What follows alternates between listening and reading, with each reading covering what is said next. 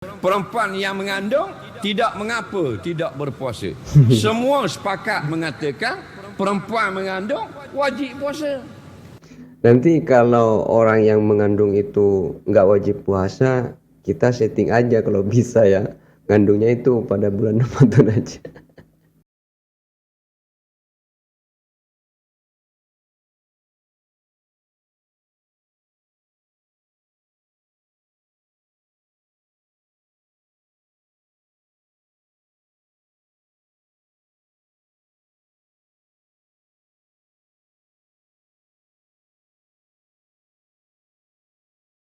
Assalamualaikum warahmatullahi ta'ala wabarakatuh. Selamat datang di channelnya Cak Opek dalam program ngaji bareng. Alhamdulillah pada kesempatan kali ini di sisa-sisa akhir Ramadan kita bisa ngaji bareng lagi ya teman-teman. Dengan rasa mungkin ada sedikit penyesalan karena dari kemarin waktu yang kita miliki kurang digunakan secara maksimal ya, kurang begitu semangat dalam menjalankan ibadah. Dan apa kabar Al-Qur'annya hari ini, apakah sudah hatam apa belum ya. Kalau belum hatam masih ada kesempatan kok, ya misalnya tinggal berapa hari sekarang, apa 4 hari 3 harian ya mungkin ya, itu bisa kok. Kalaupun tinggal 3 hari itu bisa 1 hari 10 juz, 1 hari 10 juz, jadi nanti bisa hatam juga. Dan bagi teman-teman yang sudah hatam, apalagi sampai hatamnya berkali-kali, Masya Allah, betapa bahagianya teman-teman itu ya. Semoga apa yang Anda baca, khutmil Quran yang Anda hatamkan, semoga menjadi bekal di akhirat Allah Subhanahu wa Ta'ala. Amin amin ya rabbal alamin. Oke, langsung saja teman-teman, pada kesempatan kali ini kita akan ngaji kepada Ustadz Azhar Idrus ya teman-teman. Ini saya dapat di channel Diva Asisi, Diva di CC ya teman-teman. Oke, kita subscribe ini teman-teman biar tambah berkembang channelnya. Ini tajuknya Ramadan soal jawab masalah di bulan Ramadan Ustadz Azhar Idrus. Ini kenapa enggak apa ya, kenapa baru sekarang yang melihat video ini, kenapa enggak dari kemarin-kemarin ya, momennya pas ya teman-teman. Cuma enggak apa-apa, walaupun sudah di akhir Ramadan, siapa tahu nanti banyak ilmu yang bisa kita gunakan ya. Amin amin ya rabbal alamin. Oke, seperti biasa jangan lupa buka mata, buka telinga dan buka hati. Bismillahirrahmanirrahim. Don't go anywhere, stay here and check it out. Tetamu Allah sekalian, kita panjatkan syukur banyak-banyak kepada Allah. Santai ya. Dengan limpah dan kurnianya kita dapat berada di dalam majlis ilmu pada malam ini di Masjid acaranya malam hari. UPM Serdang yang begini indah. UPM Mudah-mudahan diberkati, mudah-mudahan dirahmati. Amin. Semoga apa yang kita buat ini menjadi amal soleh yang akan memberi kebaikan bagi hidup kita di dalam dunia. Amin. Dan menjadi satu asbab kemenangan pada hari yang kita akan dibawa bertemu dengan Allah di Yaumal Mahsyar nanti insya-Allah. Amin. Jadi slot program kita pada malam ini ialah soal jawab agama. Tuan-tuan dan puan-puan bertanya, saya cuba menjawab insya-Allah. Soalan yang sudah ada di atas meja saya ni ada lebih kurang 100 soalan. Wih, lumayan banyak ya kalau 100 soal. Dengan detail, terperinci, panjang lebar berserta dengan nas serta dalil. InsyaAllah kita akan selesai malam raya ni. Tapi kita jawab ringkas-ringkas, sekurang-kurang dapat diambil manfaat bersama. Amin. Untuk tidak membuang masa, kita terus kepada soalan yang pertama. Di bulan Ramadan, jika seorang isteri keuzuran atau ada sebarang masalah yang menghalangnya untuk berpuasa seperti mengandung, macam mana kadar fidyahnya? Adakah suami perlu lakukan fidyah untuknya? Baik. Soalan dia, kalau seorang perempuan mengandung, isteri lah, jarang suami mengandung. Dan kalau isteri mengandung dan berpuasa, boleh tak buka puasa? Dan kalau buka puasa, kena bayar fidyah ke tidak? Bagus. Yang bertanya paling banyak dapat pahala, bukan yang menjawab. Kerana asbab dia bertanya, orang lain dapat maklumat. Betul tak? Jadi kena faham baik-baik. Semua orang yang sudah dewasa, yang mampu, wajib berpuasa. Sama ada dia mengandung atau tidak. Kesalahpahaman kita tentang ni ialah perempuan mengandung tidak mengapa tidak berpuasa. Itu salah. Duk pegang kalau mengandung tak payah puasa. Ini salah. Tidak dibenarkan oleh Islam.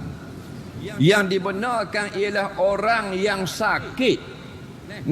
Maksudnya sakit yang dia ni bila dia puasa, penyakit dia ni akan memberatkan.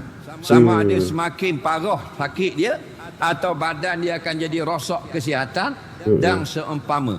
Baru boleh tidak berpuasa. Bukan semata-mata pregnant, mengandung, maka tidak berpuasa. Guana tak puasa ni? Pregnant. Pregnant. Tidak ada seorang ulama yang kata perempuan yang mengandung tidak mengapa tidak berpuasa. Semua sepakat mengatakan perempuan mengandung wajib puasa. Nanti kalau orang yang mengandung itu nggak wajib puasa, kita setting aja kalau bisa ya. Ngandungnya itu pada bulan Ramadan aja. Yang boleh dia tidak puasa ialah bila dia meneruskan puasa, mudarat kesihatannya atau baby dalam kandungan. Baru boleh tidak puasa. Bukan atas nama pregnant mengandung tak puasa. Itu salah. Kalau pregnant tak puasa 9 bulan tak puasa. Pregnant. Maknanya kalau dia pregnant, kalau dia mengandung tetapi tidak ada masalah, dia mampu wajib berpuasa. Kalau normal ya. Kerana firman Allah Ta'ala bagi golongan seperti ini, faman kana minkum maridan aw ala safarin fa'iddatun min ayyamin ukhar. Maka barang siapa di kalangan kamu yang sakit di sini termasuk perempuan yang mengandung, yang kalau dia makan, dia tak makan, jadi lemah, jadi pengsang, jadi nak rebah, jadi nak pitang, tak mampu dia. Tetapi nanti dia akan sihat. Maka masuk pada ayat yang pertama. Faman kana minkum maridan. Barang siapa di kalangan kamu sakit, bukan sembarangan. Sama ada dia sakit perut, tak mengandung suami dia. Tapi kalau dia puasa, rebah dia. Kalau dia puasa, pitang dia. Kalau dia puasa, masuk kuat dia. Kalau dia puasa, mutah dia. Itulah boleh berbuka. Tapi kalau perempuan yang mengandung, yang kuat, yang gagah, maka wajib berpuasa. Kena faham begitu. Baik, katakanlah dalam soalan ini dia memang tak larat meneruskan puasa kerana dia mengandung. Contoh, maka dapat dah dia berbuka. Dia kena bayar fidyah ke tidak? Jawabnya tengok. Kalau dia berbuka, dia tidak puasa kerana menjaga kesihatan diri, maka tidak kena bayar fidyah. Dia hanya qada saja. Qada ya. Tak ada sanksi-sanksi. Min ayyamin ukhar. Maka barang siapa yang tidak puasa kerana menjaga kesihatan akibat ada sakit, sama ada sakit itu sakit luaran atau mengandung, maka fa'iddatun min ayyamin ukhar. Wajib dia qada saja selepas raya nanti. Tidak ada fidyah. Yang ada fidyah ialah jika dia meneruskan puasa, dia bimbangkan anak yang dalam kandungan. Maka bimbangkan bukan diri dia, tapi diri anak yang ada dalam kandungan. Jumhur ulama mengatakan dia kena bayar fidyah untuk sehari berbuka. Sekali fidyah. Itu. Soalan seterusnya, siapakah yang berhak menerima fidyah? Fidyatun ta'amu miskin. Fidyah ini bukan zakat. Zakat 8 golongan terima. Fidyah puasa hanyalah fakir dan miskin. Apa makna orang miskin? Dia perlukan 1,000 sebulan, dia hanya dapat 900. Itu orang miskin. Apa makna orang fakir? Dia perlukan 1,000 sebulan, dia dapat tak sampai separuh, 400 lebih. Berarti orang fakir tu ya. Itu orang fakir. Fakir 2 kali ganda lebih susah dari orang miskin. Jadi kena beri orang miskin. Bukan nama miskin, orang miskin. Ada pun zakat lain. Zakat 8 golongan. Jangan campur fidyah puasa dengan zakat. Zakat boleh terima 8 golongan. Sabilillah, mu'allaf, orang berhutang, fakir, miskin, hamba muqatab. Ada pun fidyah hanya beri ke orang miskin. Fidyah khusus orang. Tapi sekarang kayaknya agak sulit lah macam tu. Cari sendirilah. Soalan seterusnya. Apakah amalan yang boleh saya lakukan untuk menjemput kekayaan, kesenangan di dunia dan akhirat Ustaz pada mula Ramadan ini dan bulan seterusnya? Baik. Dia nak minta satu amalan yang boleh jadi kaya. Bukan saja kaya dalam bulan Ramadan. Maka kaya sampai lebih pada bulan raya, bulan Syawal. Maknanya dia nak kaya lah. Jawabnya kalau nak amalan nak cepat kaya, MLM kata orang. MLM. Nampak tak? Tapi ramai yang miskin. Marketing multi level ya. Jadi nak faham, kaya yang dimaksudkan ialah hati kita kaya. Bukan kaya duit. Kerana ramai Lapang orang dada yang ya. banyak duit terjun jambatan. Betul tak? Di Korea CEO perkapalan, bukan tukang akak sauh, CEO perkapalan, juta-juta pendapatan. Ambil pistol revolver .38 tembak kepala. Kenapa? Duit banyak tetapi dia tidak kaya hatinya. Stres ya Jadi, mungkin hidupnya ya. bikasratil mal. Nampak? Kaya itu bukan banyak duit. Innamal ghina ghinal qalbi. Kaya yang sebenar, hati ini merasa cukup dengan pemberian Allah. Allah beri sikit, rasa cukup. Allah beri banyak, alhamdulillah. Hukumnya tak salah. Kaya dapat duit banyak, alhamdulillah. Tak dapat lagi, bersabar. Itu orang Islam yang baik. Kaya tidak salah, miskin pun tidak salah. Dua-dua ni hamba Allah yang dikasihi Allah. Tapi kalau kita nak kaya yang bangsa dunia, kena manjadda wajada, bersungguh-sungguh berniaga dan sebagainya. Dia lagu tu. Tapi kaya yang sebenar, kaya hati. Hati maksudnya, walaupun pendapatan dia kecil, tapi dia merasa cukup dan banyak nak bandingkan pada orang lain yang lebih tidak bernasib baik. Soalan seterusnya. Saya nak tegur kawan saya tak solat. Selain tegur mulut atau perbuatan macam solat depan dia, sebab itu semua saya dah buat. Tapi bila Ramadan dia puasa, saya kesian tengok dia. Penat-penat puasa tapi tak solat. Macam mana tu?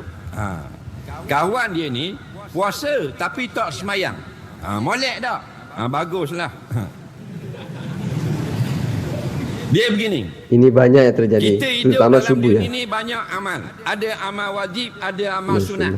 Amal wajib seperti sembahyang, seperti puasa, seperti zakat, seperti haji, menutup aurat. Apa benda jihad dan sebagainya. Dia ada amal sunat dengan zikir, dengan selawat, dengan doa, dengan baca Quran dan sebagainya.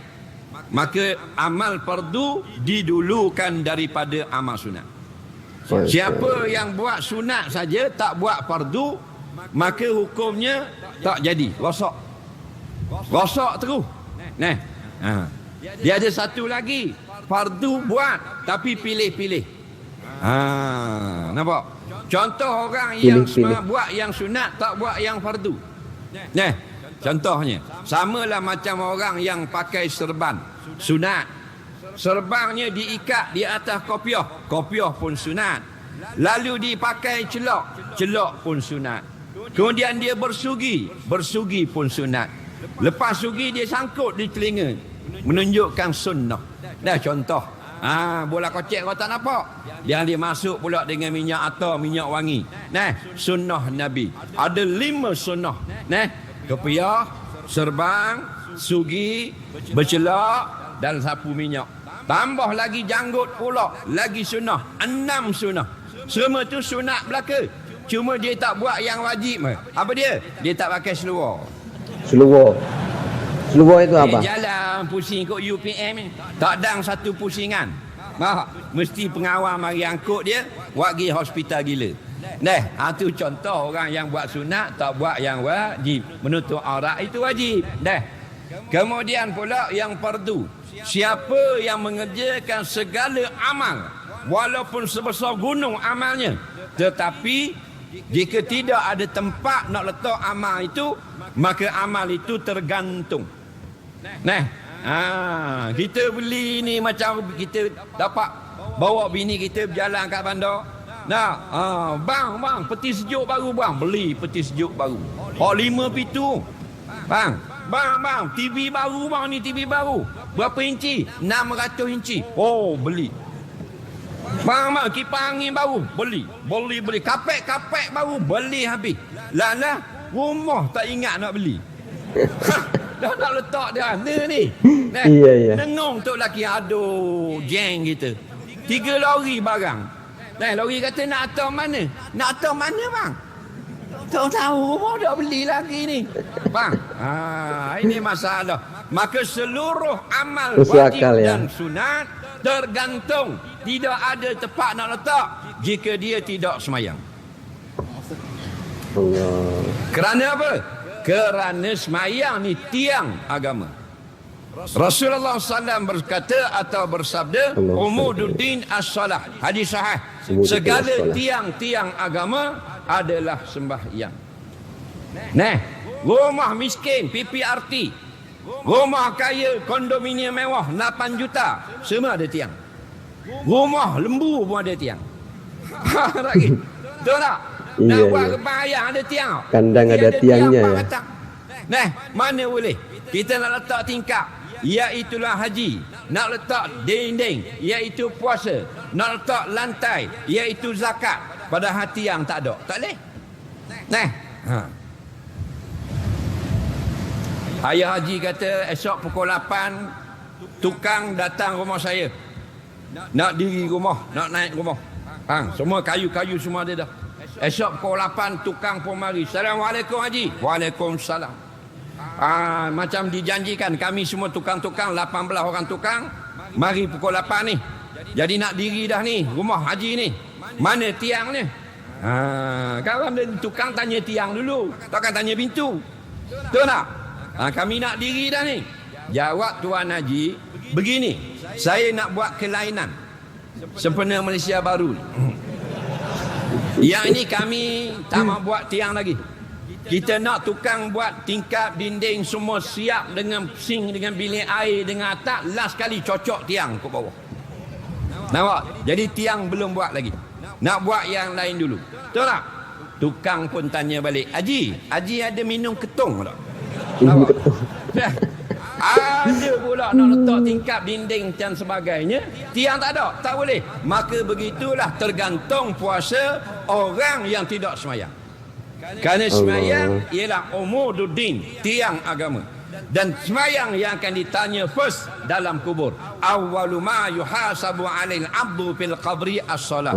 Awal-awal amalan yang ditanya di dalam kubur kepada seorang hamba ialah solat, ialah semayang. Wa in saluhat saluha sa'iru amali. Jika elok semayangnya, baru dikira elok amalan yang lain. Wa in fasadat, jika semayang tak ada atau semayangnya rosak, maka fasadat sa'iru amali. Au kama qala, punah rana habis segala amalan yang lain.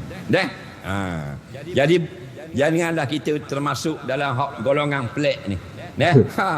Puasa saja macam nak mati, semayang dok. Yang dahsyat lagi, puasa pun dok, semayang pun dok. Allah. Nampak? Semoga kita dijauhkan ya teman-teman. Yang paling pelik, puasa pun tidak, semayang pun tidak, raya. Soalan seterusnya. Masya Allah, itulah tadi ya soal jawab yang sangat seru sekali ya teman-teman.